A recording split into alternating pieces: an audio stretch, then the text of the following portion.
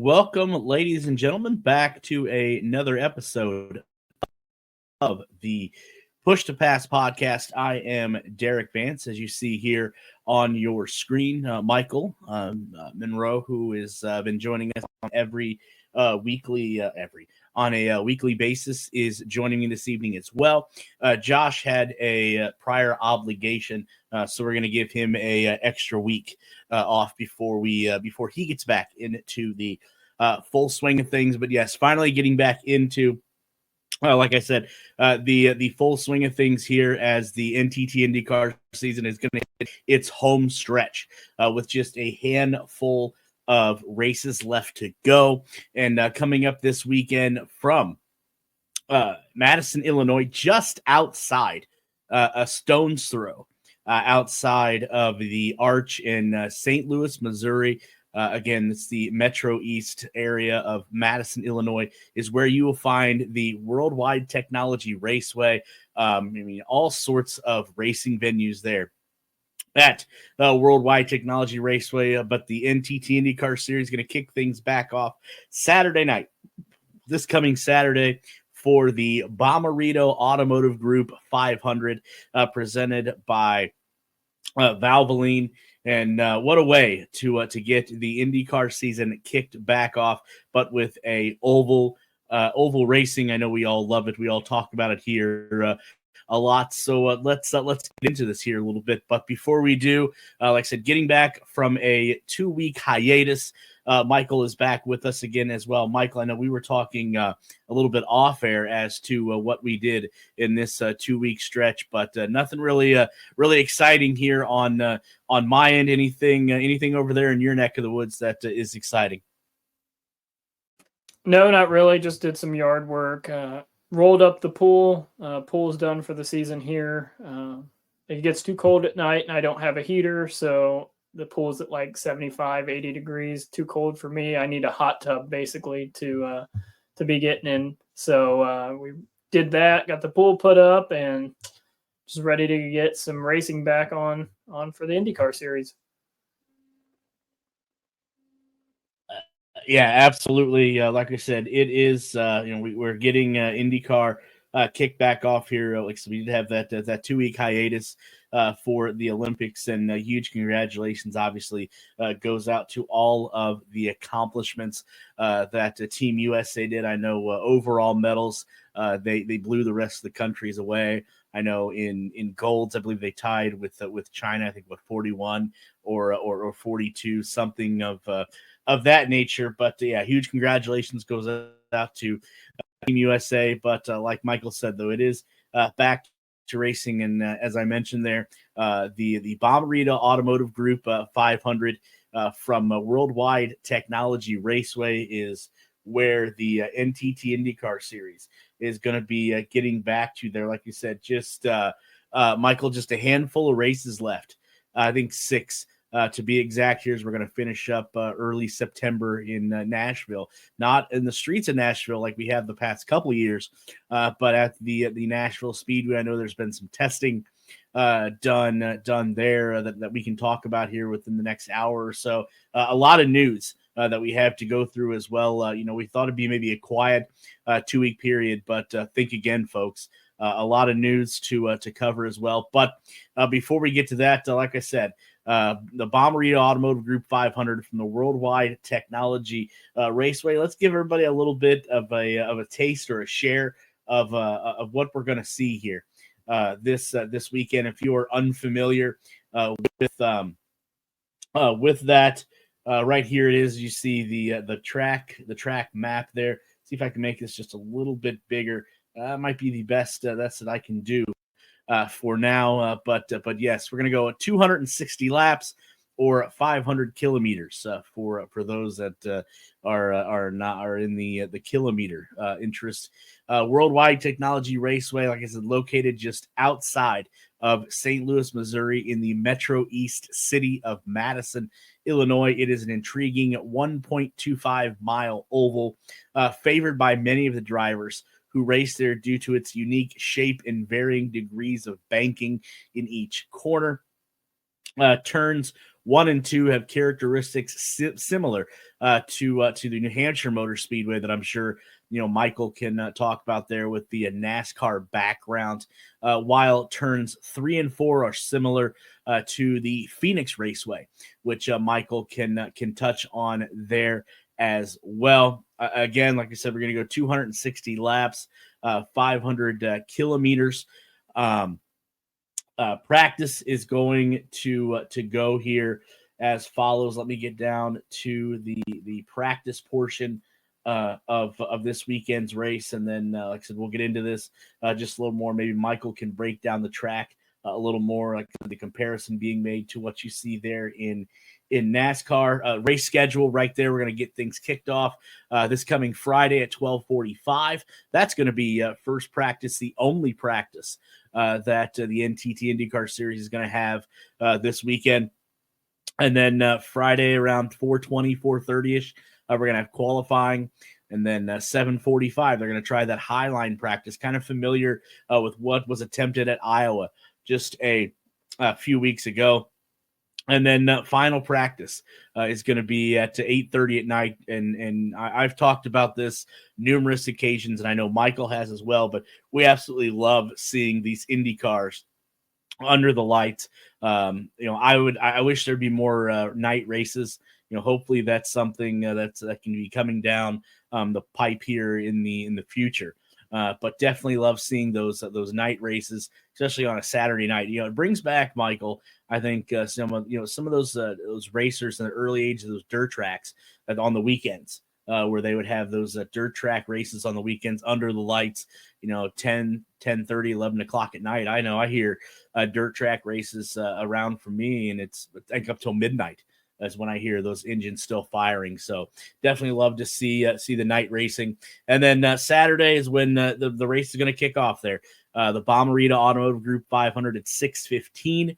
I do believe, if memory serves me correctly, I think this race is going to be broadcasted. Is it USA? If I remember correctly, yes, it is going to be USA and Peacock.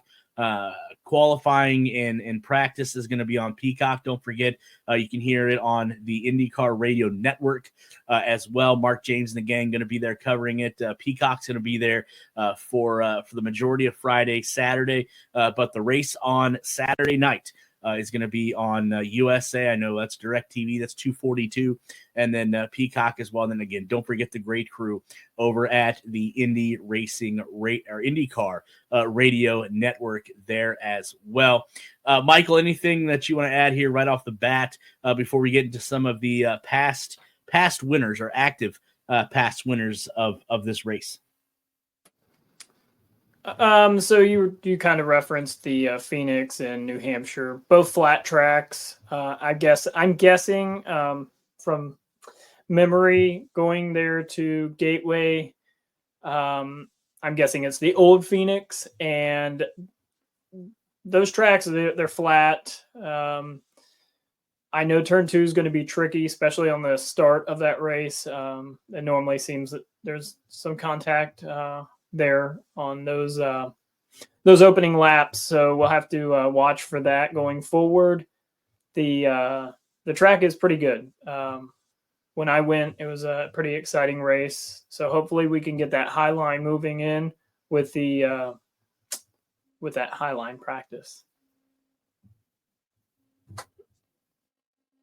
Yeah, definitely can't wait to see what comes from that there, as you said, as you alluded to, because I know I tried that in Iowa, and it just for Michael, for whatever reason, it just seemed like it didn't work. They couldn't get that high line set up at Iowa, so hopefully we're able to turn things around here. Fortunes be a little different this weekend in St. Louis there. For sure. Let's take a look at some of the previous winners that we've had of this race. Let me scroll down to the previous winners. Here we go. Obviously, Scott Dixon last year. Joseph Newgarden has dominated this race the last 2 years, 2022, 2021. Scott Dixon, again, there as you see in the race in 2020. Joseph Newgarden again in 2022. keep going. Willpower 2018, Joseph Newgarden 2017. So definitely, Michael, Joseph Newgarden knows his way around. I know we talked about this being in his wheelhouse there. As we hit this home stretch of the NTT IndyCar season, we didn't know how much Newgarden would struggle at non-ovals, but we knew what his track record was at ovals. Obviously, he's a back-to-back winner of the Indianapolis 500, and you see what he does in Texas when in prior seasons, and obviously what he does at Iowa there as well. So Joseph Newgarden, definitely somebody I think to keep your eye on when we talk the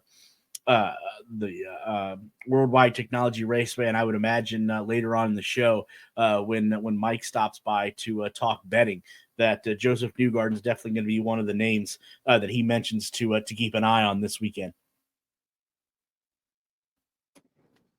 For sure, Newgarden will be one to watch. Power is always pretty good there. The one that is intriguing to me, and I'm sure Mike will touch on as well, is Pato Award. This weekend is a big weekend for Pato to help really close in that points gap for Palou. He doesn't have a great average finish there. I was seen on X earlier today. Someone had put out the previous average finishes of the top championship contenders, and Pato was around 2 and Palou was in the 10s. So this could be a good weekend to kind of build on catching Palou if anyone can.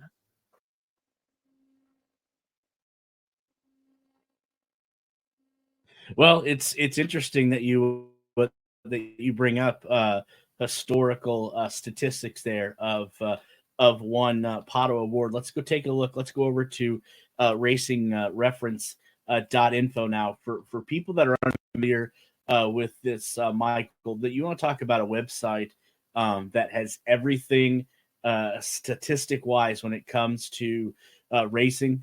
Definitely when I write an article, now I don't know if you use it as much, but when I'm doing articles there for the website, and I'm looking for statistics,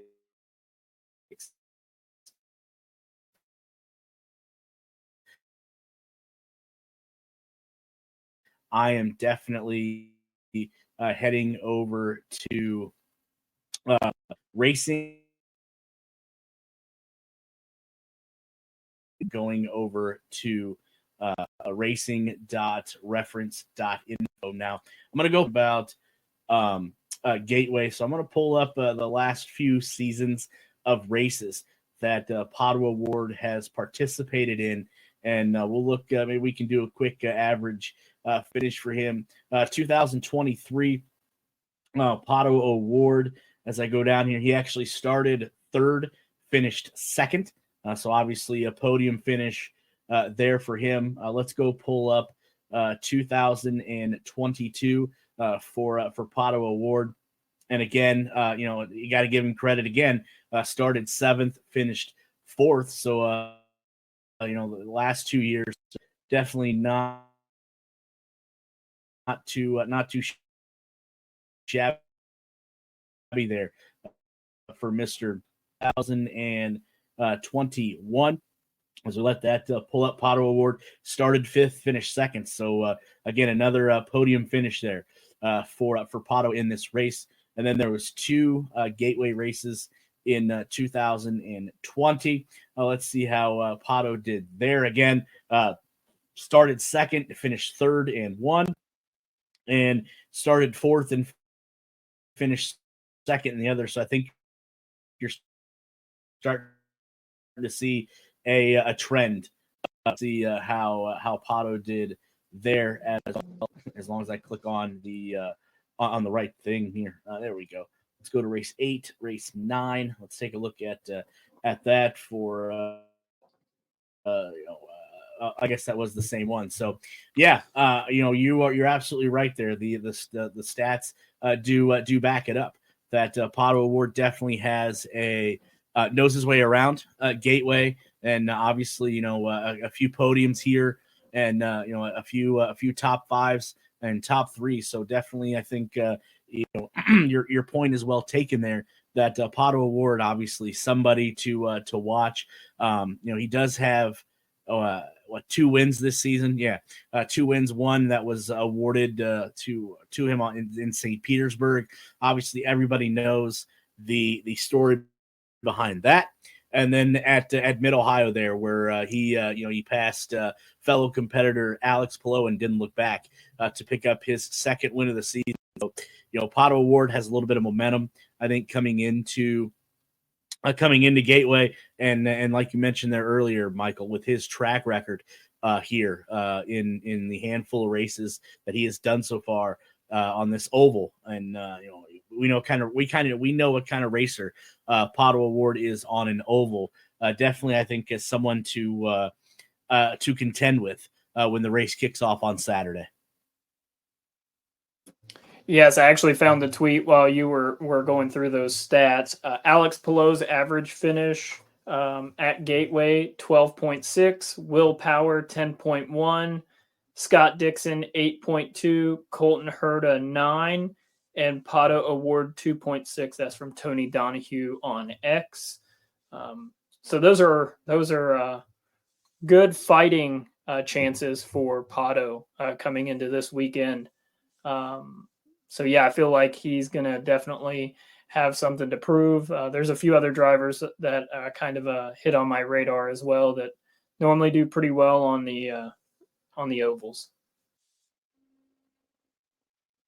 Yeah, and speaking of somebody that may do well on the ovals, he has actually been cleared to come back to the NTT IndyCar Series. I know this is a little bit in the news section, but it does have to do with the race on Saturday. But as we see here, Alexander Rossi, who's obviously days are limited there with Arrow McLaren. There we go. He was able to be cleared to race this weekend here. Just go through this here a little bit. That Alexander. This is Michael. This is Marshall Pruitt of Racer. If you don't follow him, definitely someone to check out. But Alexander Rossi will return to his number 7 Arrow McLaren Chevrolet for the rest of the season after being cleared by IndyCar Medical on Wednesday. And this article rather was written August 8th, so just a few days ago. The clearance comes after the NTT IndyCar Series veteran broke his right thumb in a crash during practice on July 19th in Toronto for the street race there in Toronto, which you remember that same week, Michael, if you remember correctly, that was the spat between Arrow McLaren and Theo Pourchaire. But funny how things kind of worked out, because they had to get Theo Pourchaire on the first flight from France to Toronto to run in that car. So glad to see Alexander Rossi be able to return this weekend, because obviously he needs to get as much seat time as possible because obviously he is a pending free agent, and with the limited number of rides for next year, as we just seen someone else get locked up full term or long term today, and we'll talk about that here as we close out the show. But where do you see?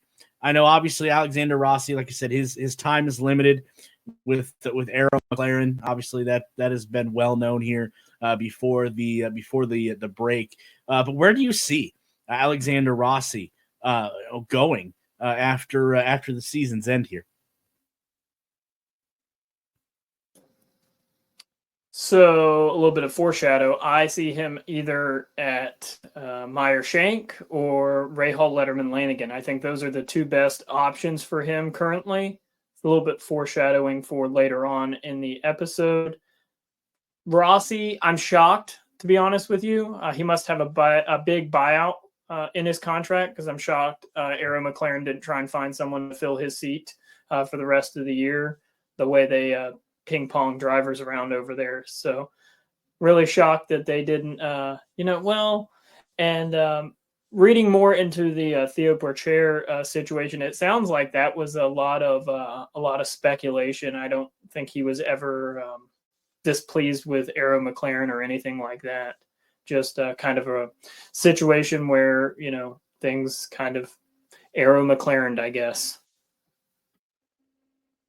Yeah, I listened and watched the video that David Land did, and I looked into the article a little bit, and I think you're absolutely right. I think some of the things were taken out of context a little bit.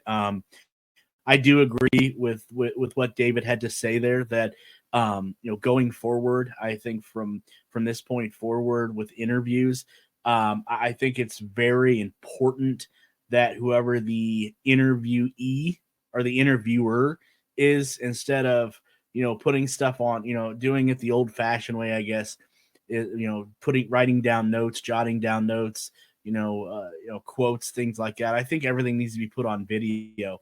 So if there is some type of dispute between the interviewer and the interviewee, well, all you gotta do is release the video and be like, here, this is exactly what was said. Now, can that be manipulated? Obviously, we've seen that in the media today, but at least it's video documented, instead of just saying, well, he said this or he said that. We have the video. We can go to it.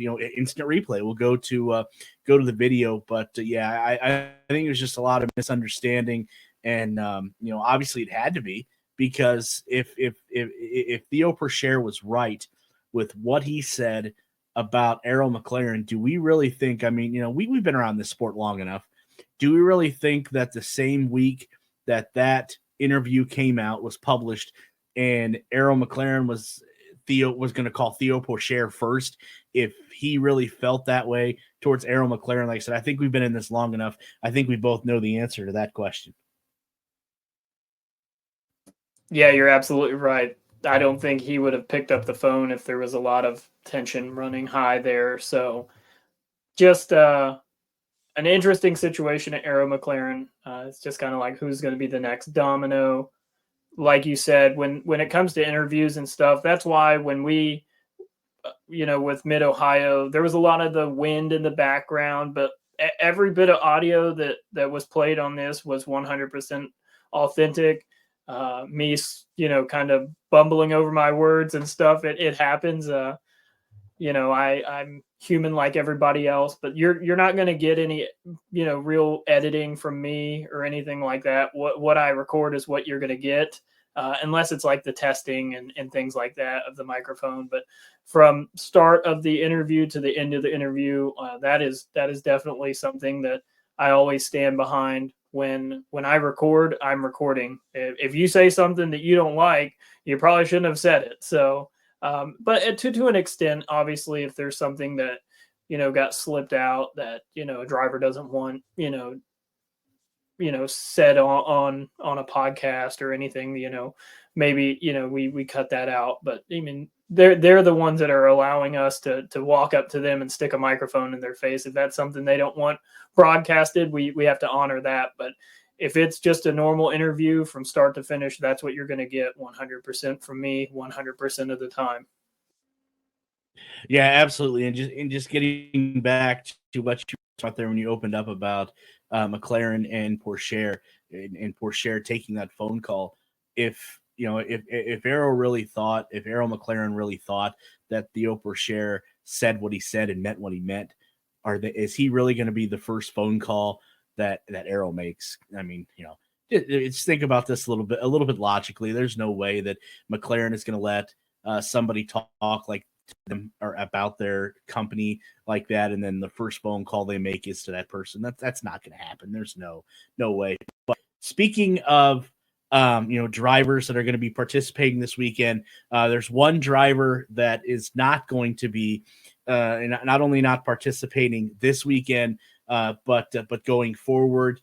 And I think this was kind of the writing was on the wall after the spat, or maybe not spat, but social media fight. Maybe that might be the wrong term. But news did break this week here as well. And let me throw this up on screen again for everyone. Again, huge hat tip over to Marshall Pruitt, rather, of Racer, but the number 78, former driver of the number 78 Hucos Hollinger machine, Augustine Canapino. His time right now in the NTT IndyCar Series obviously is coming to an end. The Argentinian Tour Car champion, who impressed, who I thought did a great job in his seat time there in the number 78 Hucos Hollinger Chevrolet. Obviously decided him and the Juncos Hollinger Racing team came to an agreement this past week that Augustine will no longer drive that number 78 machine. Now, I don't think, Michael, and definitely correct me if I'm wrong here, but I don't think Juncos has named a replacement. So I don't know if this is going to get the same.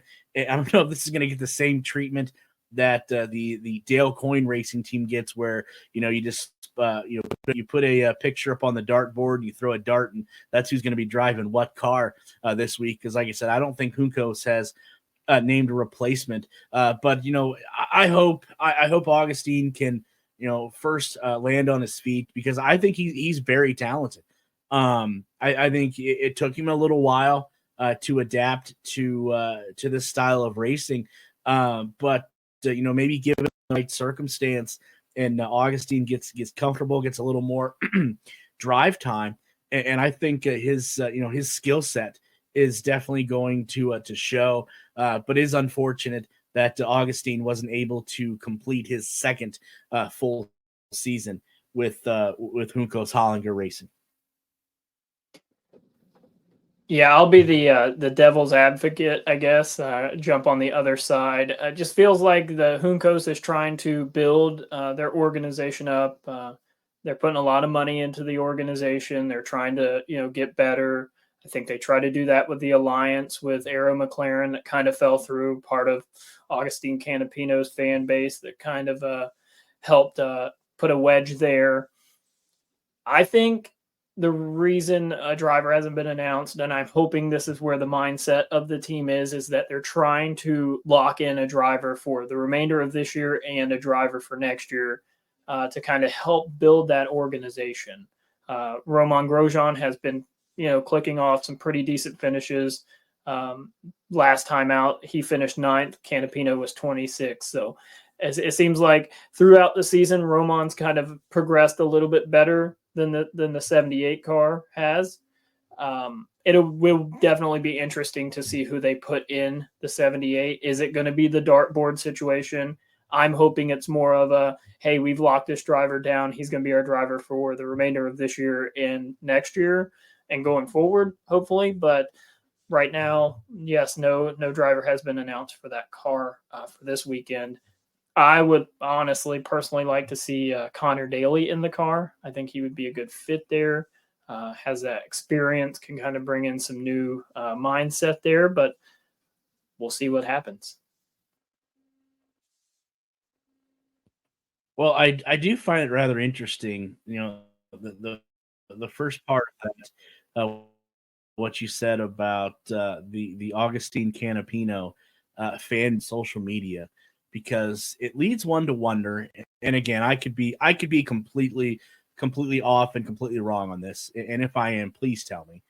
But do you think is it possible that the Canapino fan base on social media was the driving force behind the mutual breakup between Augustine and Juncos Hollinger Racing?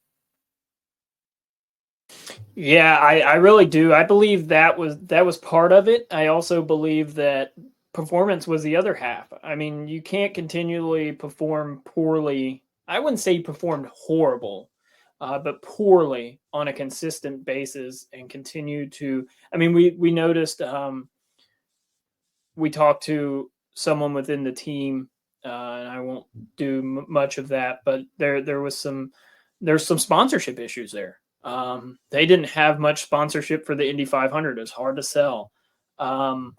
So looking at that, you have to bring in someone that's marketable. And I'm not saying Augustine isn't marketable, but when you bring in a little bit of baggage with your fan base kind of, stirring the pot with other drivers and putting out those threads, that's kind of an issue that sponsorships are going to be like,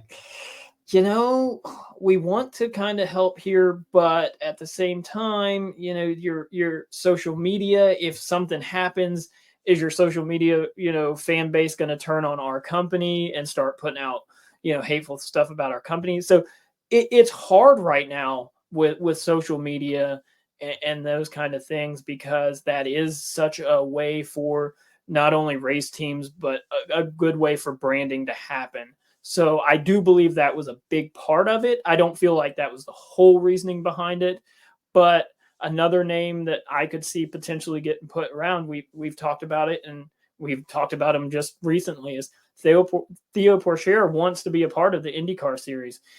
It would kind of be ironic if he's the one that filled that seat going forward as well. So, yeah, I mean, I do believe that the social media and the poor performance is the most of the reasoning why he's left that team. Whether it was his decision, obviously they always come out and say it was a mutual decision, but I'm not mutually leaving a team if I'm making good money and things are going well. So it'd be interesting to see what happens going forward.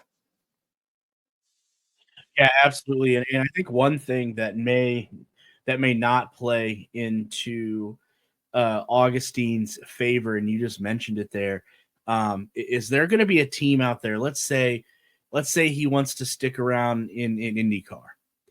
Is there going to be a team out there? And I kind of, I can kind of equate this to people that are familiar with Major League Baseball and what's going on with Trevor Bauer. Is there going to be an IndyCar team out there that is going to be willing to take the risk and bring in a driver to the likes of Augustine Canapino, knowing how passionate his fan base is, particularly on social media? I think that's going to be something that a team owner is really, really going to have to weigh is, am I willing to take the risk of, no matter how great this driver, no matter how great the owner thinks this driver is and what his capabilities could be, but are they willing to set aside the fan base that is so strong, so passionate for one driver, that if something doesn't go his way, or if he wrecks because another driver took him out, is his fan base going to attack on social media like they did with the aforementioned Theo Pourchaire? So it's really putting, I think, car owners in the NTT IndyCar series really in a bind, because if they think they see talent in this guy, which they may, I don't know what their evaluations are of him, they may, but do they want to risk the baggage that comes with Augustine Canapino, particularly in this day and age on social media? Yeah, I think you hit it right on the head there. It's going to be hard to find sponsors that are willing to come in and maybe get that ridicule. Will a sponsor be willing to put $2, $3, $4, $5 million into a team that a driver's fan base not only once but has repeatedly had some issues, whether their driver gets crashed? I'm all for fans being passionate about their driver, and oh my gosh, like that was a bonehead move. We kind of touched on it with the NASCAR situation before we come on. I could see fans, hey, that was a bad move. But when death threats get involved, when hostility gets involved, that's where we cross the line, and that goes for everyday life. We can dislike a situation, or in the moment, you can say, oh, I dislike that driver. But then you turn around the next week and you're like, oh, hey, I like this driver. He beat the driver that I don't like this week. So it's all the heat of the moment, but you can't come in with the heat of the moment with death threats and things like that. It's just not good. Now, like I said, when it comes to, hey, I don't like you, you'd wreck my favorite driver. Okay, that's fine. But when it's, other extracurriculars, that's where, a sponsor is going to have difficulties with that. Yeah, I think you're absolutely right, and we can pick this up on the other side. But this is a great segue, Michael, talking about sponsors, and we have a couple here on the Push to Pass podcast that we definitely want to send shout outs to, because obviously without them, some of the things that we're able to do just wouldn't be possible. First and foremost, huge thank you to Always Ready 1776. Now, keep in mind, ladies and gentlemen, that since the inception of the Push to Pass podcast, both of these sponsors have stood by us from day one. So definitely, if you're looking for a company or a product that shows loyalty, well, you've come to the right place. But like I said, Always Ready 1776, for people that are patriotic like myself and Michael. If you're looking for patriotic apparel, headwear, and more, definitely go check out the selection over at Always Ready 1776. And you can find them on the World Wide Web at alwaysready1776.com. And if you do choose to purchase something online, make sure you use that promo code that you see up on your screen, Push to Pass, for 10% off of your order. That is Always Ready 1776.com. And then also too, if you are in the Indianapolis area and you're looking to upgrade your home design or remodeling needs, remember, it's Get 'em Associates, and you can find them as well on the World Wide Web. And I don't know if people even say that anymore, but you can find them at getem.com.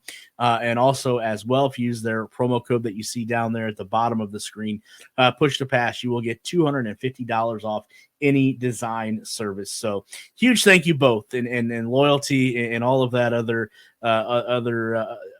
accolades that come with both Always Ready 1776 and Get 'em Associates. So getting back to talking IndyCar, that's what we're here for. That's what we love to do. A couple more news items before we get to Mike to talk about the betting aspect of the Bommarito Automotive Group 500 this weekend. Then also too, the official weatherman of the Push to Pass podcast, IndyCar Weather, is going to be joining us to tell us how picture perfect the forecast is going to be this weekend for Madison, Illinois, and the Worldwide Technology Raceway.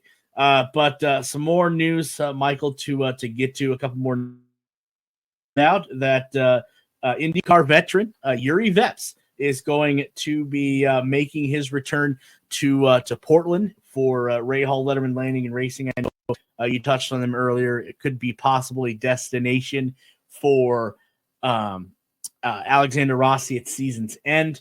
But again, like I said, Yuri Vips is back to showcase his skills again with the Ray Hall Letterman Lanigan Racing team in 2025. Actually, if you go over to the Push to Pass podcast website, there is a story up there that was put up the day that this news was announced.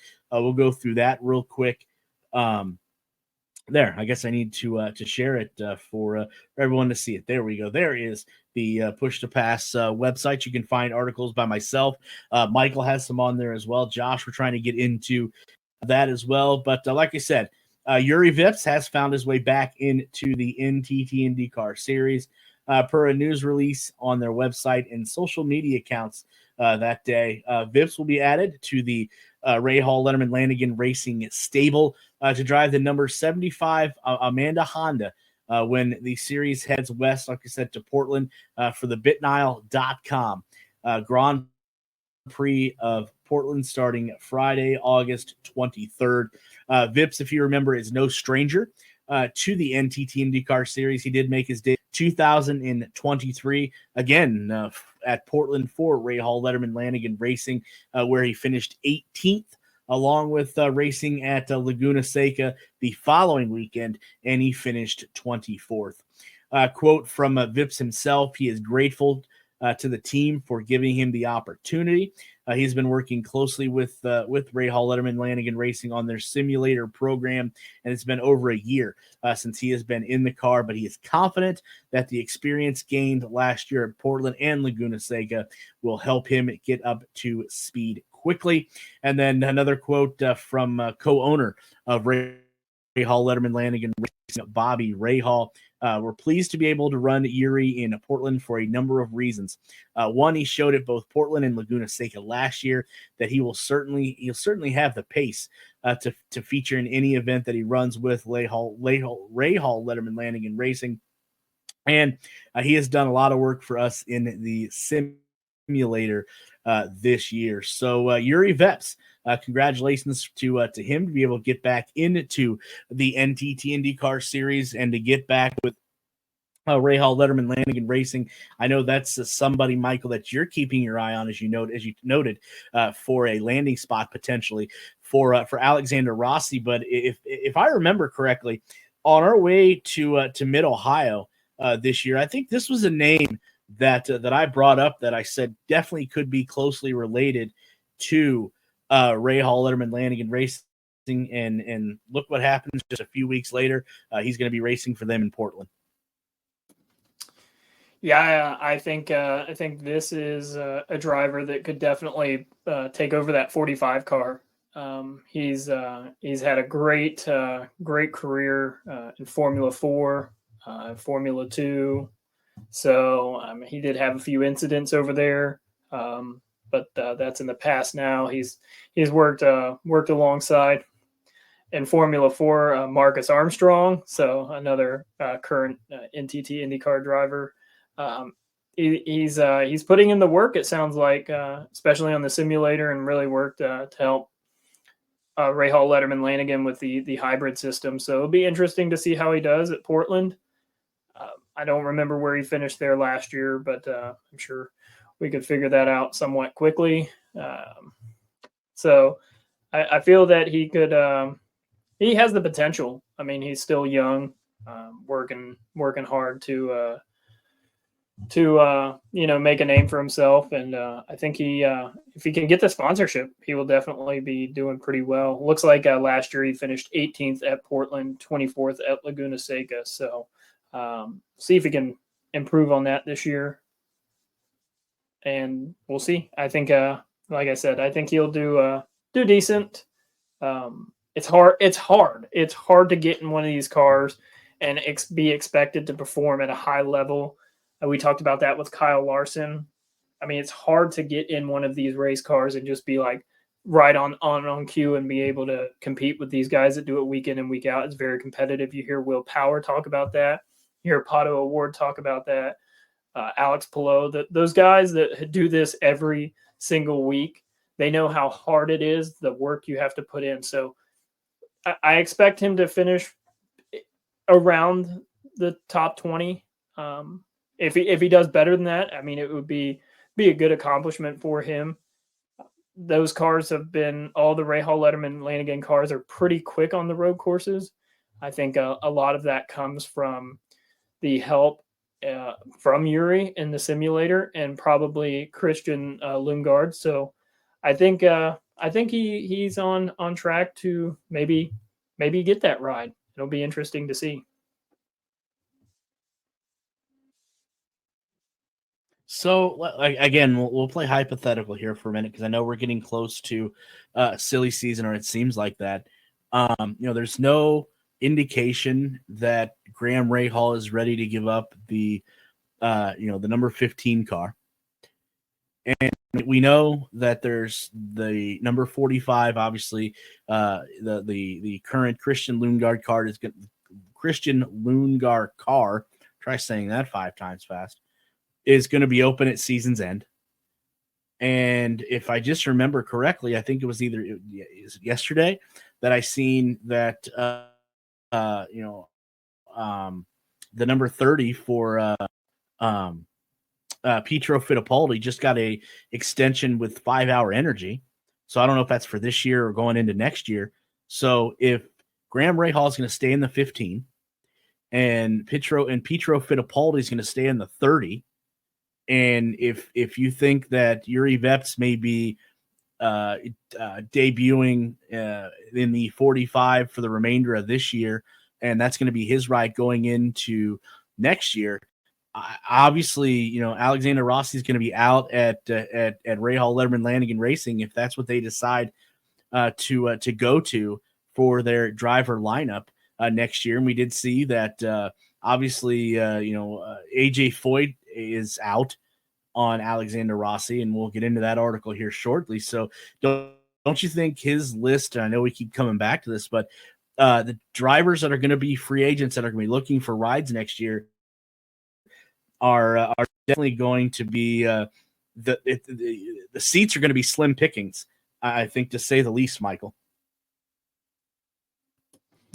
The competitive ones are definitely going to be pretty full up. I'm just trying to confirm the Fittipaldi 5 Hour Energy. It's just a primary sponsorship for the Nashville season finale race. There's no indication on how long his contract with Rahal Letterman Lanigan was when he signed. So I'm not sure if it's a year-to-year deal. I know he is the reserve driver for the Haas F1 team. I don't think that plays a big part in what he does here, really, to be honest with you. I believe Haas has both drivers filled for next year in the Formula One season. So I don't think that's really an option for him. So if he sticks out with the 30, then yes, I agree. I don't think Rahal Letterman Lanigan's even in talks to go to 4 cars. So yeah, I think you're right. If Vips does get that ride, and we talked about, you brought it up all the way to Mid Ohio. You talked about how Rahal really likes that loyalty. And Vip seems to be one of those loyal drivers that has kind of come in and been that reserve driver role, basically. So, I mean, this could be his option. If we can find the right sponsorship for him, he could slip right into the 45 car. It still really hasn't been announced if Hy-Vee is actually going with Lundgaard or if they're sticking with Rahal Letterman Lanigan. So that's also kind of that silly season aspect that has been kind of floated around there. So yeah, the competitive seats are definitely going quick. So someone at Rossi's camp needs to get pen to paper pretty quick, and maybe they already have. They're just waiting on the right time to announce it. So, I mean, it's going to get interesting for sure, I think. Yeah, I think you're absolutely right, and I think there's definitely more to come here as the season unfolds and starts to wind down a little bit. But we'll step away from news for a minute. I do see that our betting expert here is joined us. I know it's been a few weeks since we've been able to talk to Mike. I know he's been hard at work hitting the Olympic bets, and I'm sure he made a boatload of money there. But Mike, again, huge thank you for joining us. Finally back to racing on the NTT IndyCar circuit. Again, first and foremost, I know everybody's sitting on pins and needles to know how well you did with your Olympic bets. It's funny you should say that. Did pretty good with the swimming bets. So made some money there, ready to spend that on IndyCar now that we get this season fired back up. It's funny. A lot of people have no clue that IndyCar is still going on. Hopefully the sports books remember. But I get why they took the little Olympic break. But yeah, made a little money on swimming.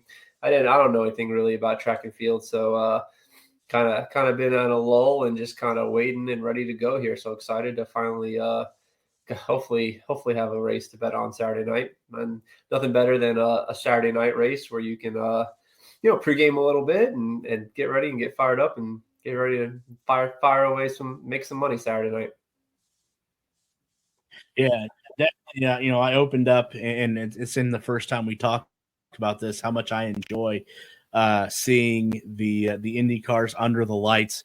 I definitely can't wait for it. I wish IndyCar would add more night races. Hopefully that's something that they decide to do later on down the road, because I think some of the liveries that those cars can come out with under those lights, and I think they would just it would look amazing, I think. But hopefully IndyCar takes that into consideration. And second of all, I had no idea that you were betting on Olympic events. First of all, I didn't know you could bet on Olympic events. That's news to me. I didn't know that, but congratulations on the swimming. I can't imagine how hard that is betting on Olympic events. You may know one or two athletes, but you don't know all of them that are participating in one sport or the other. Yeah, it's just like anything else. It's just like betting IndyCar.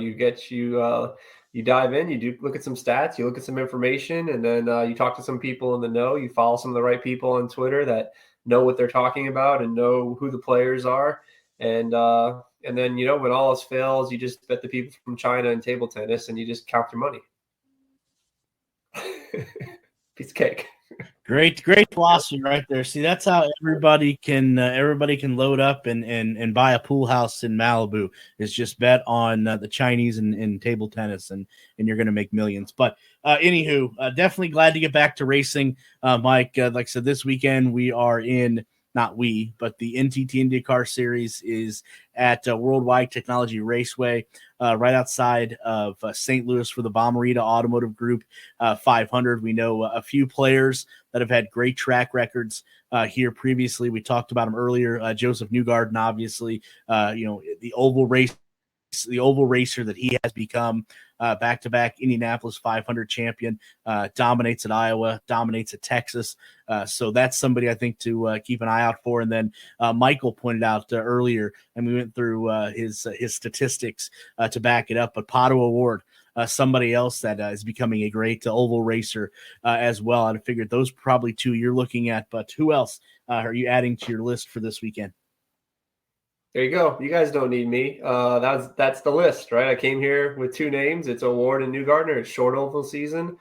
Those are the guys we bet, and I would add McLaughlin. I think has been pretty impressive on short ovals, so he's on the radar. And then if you had to step outside of the Team Penske, then maybe Herta's been pretty fast at this track as well. So if they lay a big number on a Herta, I'm only betting Herta if he's double digits, just because he's jinxed. He doesn't win. So it has to be worth my while. But hopefully the sportsbooks screw up and they put Palou as the favorite. He shouldn't be. Palou's no good. No good at ovals. We know that. I mean, he'll probably finish fifth and collect his points and win his championship.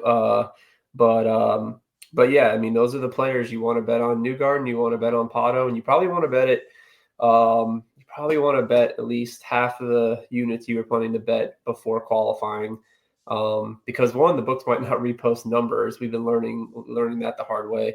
So you want to get your bets in, but yeah, those are the two. And then actually, you do kind of hope for them not to qualify on the pole, maybe qualify somewhere in the 5 to 10 range, because it doesn't really matter that much on a short oval. They'll work their way right up if they're the fastest car. So, again, the hybrids still, I have written down from last year, Dixon screwed me with fuel save. I feel like I have that written down all over the place, but I think the hybrid's gonna stop that. So I think Dixon's reign of fuel save might come to an end based on some of this new technology, but we'll have to wait and see. Pato should have won last year. And like I said, Dixon just did what Dixon, he stole a couple races. So yeah, I think Joseph, Pato, and then like I said, if you see double digits on Herta, maybe something in the 8-9 to 1 range on McLaughlin. Whenever we get odds, those are the ones I want to bet. So as soon as I see odds, I'll tweet them out, and we'll go from there. It's all about making money in sports betting. Is about numbers sometimes, or all time. Yeah, absolutely. Now, just curious, I know you mentioned with Worldwide Technology Raceway being a short track, kind of set up the same way that Iowa is. Is there anything, anything you can take away from what happened with in Iowa with the hybrid and convert that to what we may see this weekend at Worldwide Technology Raceway? Iowa got screwed up by the lanes, right? Like there was no passing because they couldn't go high. I think that had to do with the tire and the track, not necessarily the hybrid. I mean, that's at least my guess. So it's just like I said with Olympic swimming, like we just have to pay attention. So see what the drivers say on practice on Friday. We knew going into Iowa, they tell us, like enough people tell enough people that are on site to say like, hey, you can't pass here. So if that's the case, then yeah, we do want to hammer whoever gets that pole potentially, especially if it's one of the big guys. Because we knew at Iowa right away that it was going to be, hey, the guys up front were basically winning this race because nobody could pass. So pay attention to what the drivers say on Friday. Same thing, pay attention to what they say about the hybrid. And yeah, there's a little bit more risk involved. Not knowing these things, it's always an unknown, but that's also where you can make a bunch of money. So, I think it's still the same players. The Penske cars are going to be fast in this track. And then, Pato's the one other guy. And then, I don't particularly think Ganassi's always too fast on these short ovals. So, my money will be on the Penske cars. And of course, Pato will have a little bit of cash coming his way from me for sure. Mike, good stuff as always. So definitely looking for Newgarden and Pato for obviously is the front runners, but I'll pay attention to what, like you said, to what they're saying after that practice and things of that nature. I don't know if you and Tony if you've decided yet or not to have a space before Saturday night's race, but if you do choose to do so, for people that may not have listened before, where can they find that at? Just follow us on Twitter. We haven't talked about that, so no clue. I'll be on a golf trip this weekend, so I will be ready to fire some irresponsible bets off after drinking on the course all day and ready to watch Saturday night. So maybe we'll have a spaces. It'll be an interesting one if I show up to that. So we'll find out. So keep an eye on Twitter. I'll talk to Tony and I'll shoot him a text if he wants to do something. I don't know if he's going to the track or not, but. Yeah, I mean, if not, I'll tweet out everything that I'm betting. As always, betting card will come out.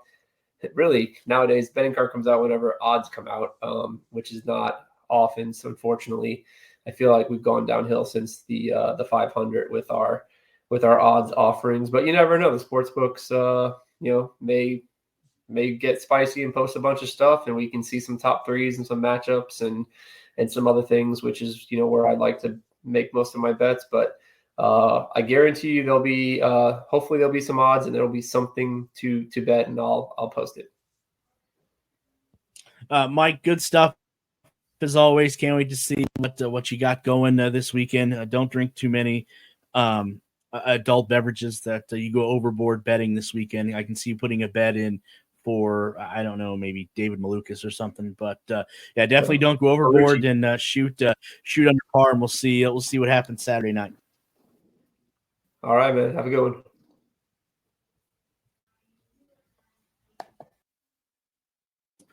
Good stuff there, as always, for Mike. Definitely check him out there on social media. As you see his ex, formerly known as Twitter, going by the screen there. Definitely, if you're interested in the betting aspect of IndyCar and you want to get a little skin in the game, as they like to say, definitely check out the advice and knowledge that not only he, but as he mentioned, Tony Donahue, friend of the show, brings to the betting aspect of IndyCar as well.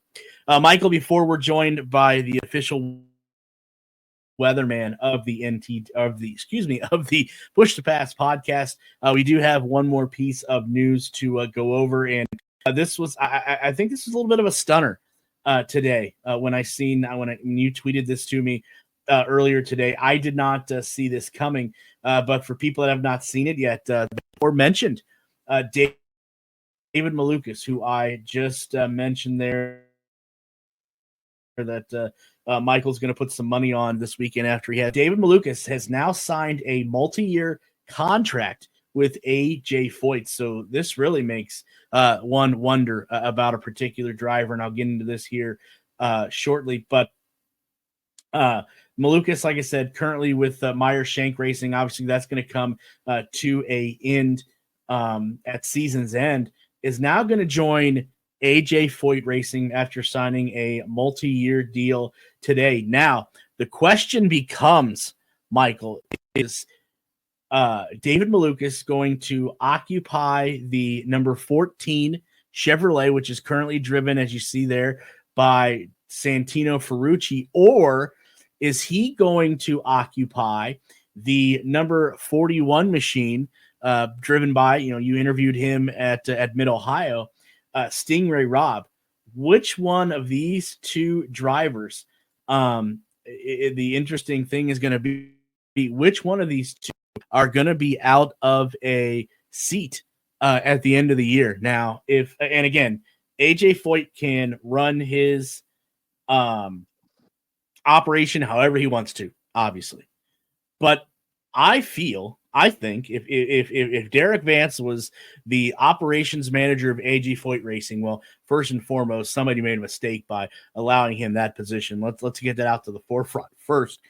But if I'm the operating manager of AJ Foyt Racing, I am keeping Santino Ferrucci in the 14 and putting David Malukas in the 41 machine and rolling with it, because you have two young, talented drivers that would be leading the AJ Foyt Racing Group into the 21st century. Michael, right or wrong? Unfortunately, I think you're absolutely right. I am a big Stingray Robb fan. I love everything he stands for. I love his faith. I talked to him quite a bit about that at Mid-Ohio. The performance hasn't been there. Unfortunately, nice guys that don't perform don't make it in professional sports. Let's just be honest. It doesn't care if it's IndyCar, NASCAR, MLB, NFL. Like, you don't perform, you don't move up. And I feel like this, Stingray hasn't had the greatest experience in the IndyCar series. Let's be honest. He got stuck out at Dale Coyne Racing his first year, and we've seen how that goes for just about everybody.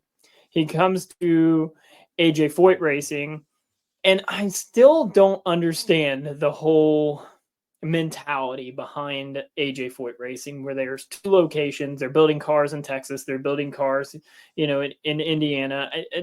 It doesn't make a lot of sense to me. And it always seems that the 14, no matter who's driven it over the past decade, it always seems like the 14 is just a little bit better.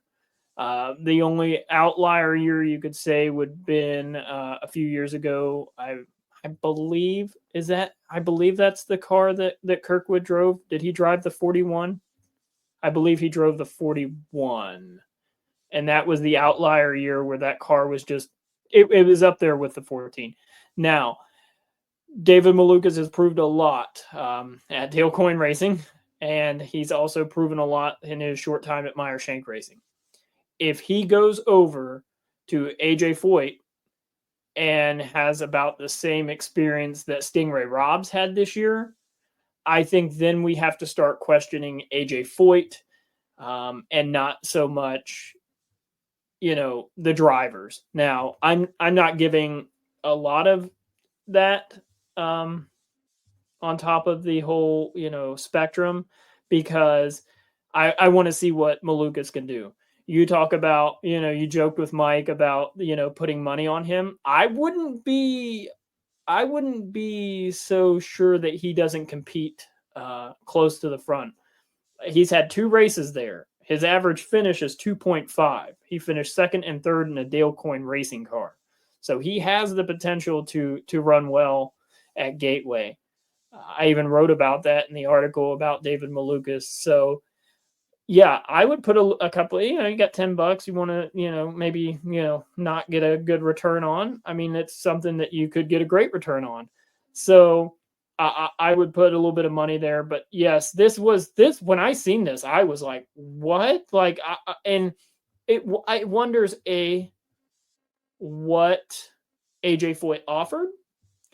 And was Meyer Shank not offering to continue the contract for next year? Have they already got their driver locked up? Has a signature already been put on a contract? And this is what I talked about earlier when we talked about Rossi. Is this Rossi's landing spot? Because the news of Maluk, like Rossi's a high caliber driver. He hasn't had a lot of great success in the IndyCar series that I think a lot of people would have hoped, especially coming in winning the Indy 500 in his rookie year. He had a lot of hype behind him. He went to Andretti after that year and just kind of never really, got into victory lane as much as I know he would have hoped as well. But is this, where he's going to land? It's a potential, and I think it's a higher likelihood that this is a potential now that Malukas has kind of brought his news out. Here in a couple of weeks, will we hear news of who's going to fill the 66? I would say we'll probably find out rather soon who's going to fill that void in the 66. Yeah, I think you're absolutely right. And we'll hold that thought here for a minute. That's how we'll finish today's show. But before we do that, our official weatherman of the Push to Pass podcast is joining us. IndyCar, and definitely go check him out on social media if you are looking for what the forecast is going. Again, definitely looks picture perfect there to say the other man. What you got for us? Yeah, hey guys, I guess we're finally back at it here. So it does look pretty good overall. I'd say, we're looking at another warm one at least this weekend with temperatures in the upper 80s to 90. But we've seen worse before, so we'll just have to deal with the temperatures. But at least dry, right? So that's the good news. So it looks like heat is really building back into the St. Louis area this week through about midweek and then topping out around Thursday. And then we get a frontal system kind of coming through on Thursday. And I'm pretty confident we'll see some rain on Thursday then as that front moves through.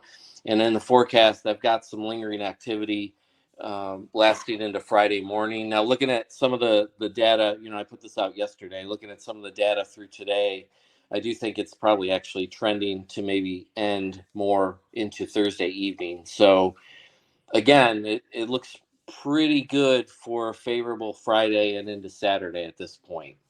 Temperature wise, Thursday, I think you're looking at low 90s. And then as that front comes through, we'll get a little bit of a break to the temps as they decrease through the weekend. So Friday's just a little bit cooler, 89, 90 degrees in there. And then as we go into Saturday, I've got 87 degrees as the forecast high. But if we can get enough of those afternoon clouds building in, we might even save a couple degrees there, maybe get down into the mid 80s. Talking a little bit about humidity. Again, same story, right? Just pre-front, very moist, very humid environment. It's going to feel pretty oppressive out there on Thursday. But then again, at least what the good news is that system comes through, drier air will begin to circulate into the area. So it's still going to feel a little bit uncomfortable on Friday even with the heat index values in the low 90s. And then it gets a little better on Saturday. But, St. Louis really doesn't get in that true relief with some really dry air probably next week into Monday and Tuesday. But it does at least get a little bit better to the conditions that we're going to be looking at Wednesday and the Thursday earlier this week. So bottom line, trending dry for now. A little bit warmer race conditions than we saw last year. It's probably a little closer to the 2022 race temps. And that's it for the forecast this week. Definitely like what we're looking at there. Obviously, not as much on Friday with the chance of storms and showers, but definitely love to see on Saturday. If by chance that this weather does change a little bit or a lot for that matter, and you have to update your forecast between now and Friday or Saturday, where can people find that at if it has to be updated? Yeah, so you guys can find me on Twitter or X now at IndyCar_WR. WX Man, where WX is an abbreviation for weather. So IndyCar Weatherman, if you search that up, I'm sure it'll come up. And then I'm also on Threads with the same handle. Good stuff as always. Definitely love the forecast that you got for us this weekend. But again, ladies and gentlemen, just in case it's change, go check out that X account or Threads as well. Weatherman, as always, thank you for joining us, and we'll talk again in a few weeks. All right, thanks, guys. Have a good night. Yeah, you too. Good stuff as always from him. Definitely go check him out as we are hitting the home stretch. And if you're just joining us, you've missed a lot. We've reviewed the news that we've gotten since we've been on this 2-week hiatus. We also previewed the upcoming Bommarito Automotive Group. Sure, you're prepared. Don't want to tune in to the race on Sunday because it's not going to happen. Saturday night, 6 p.m. USA Network is the place to go. And we were just talking about the last bit of news that we got today with David Malukas now signing a multi-year contract with AJ Foyt Racing. And like I said, I was just as surprised as Michael was when he sent me this news clip earlier. But again, my first thought was you got lock up Santino Ferrucci. What a team that you could have, two young, hungry drivers with Santino Ferrucci. We've seen what he's done at the Indianapolis 500 the last couple of years, and David Malukas. I think his skill set is just touching the surface. I don't think we fully know what David Malukas has to offer until he's able to get a full season under his belt. We thought this year was going to be the year that he break out, but obviously, other plans kind of derailed that a little bit. But I think Stingray Rob, I just have a funny feeling that this industry is driven by results, and that was something we talked about earlier. If you missed it with Augustine Canapino. And results come with sponsorships. And with Stingray Rob, he may be a nice guy, a very nice guy, but obviously being nice doesn't win races. And this is a results-driven game, results-driven sport. And it would not surprise me, Michael, to see Stingray Rob be the odd man out over at AJ Foyt Racing when it's all said and done. Or, AJ Foyt could surprise us and have a third car in the wings that we don't know anything about. That remains to be seen. I highly doubt that that's the case, but I wouldn't put it past him. But unfortunately, like I said, I think at the end of the day, Stingray Rob is definitely going to be the odd man out, and feel sorry for if that happens to be the case. We don't know, but if that does happen, definitely feel for him and his family, who we've had the opportunity to interview and meet, both of us, and definitely nice people, great people. But like I said, this is a results-driven sport, and sometimes if you can't get it done on the track, the team owner is definitely going to find somebody that can. Yeah, you're 100% correct. I mean, I'm trying to make a list of the cars that are open, looking at, 2024 or 2025. My gosh, 2024 is almost over. 2025, I've got 5 or 6 that don't have drivers right now. I mean, the Dale Coyne cars, the 78, the 45, and the 66. Is there any that you can think of off the top of your head that don't have drivers moving forward?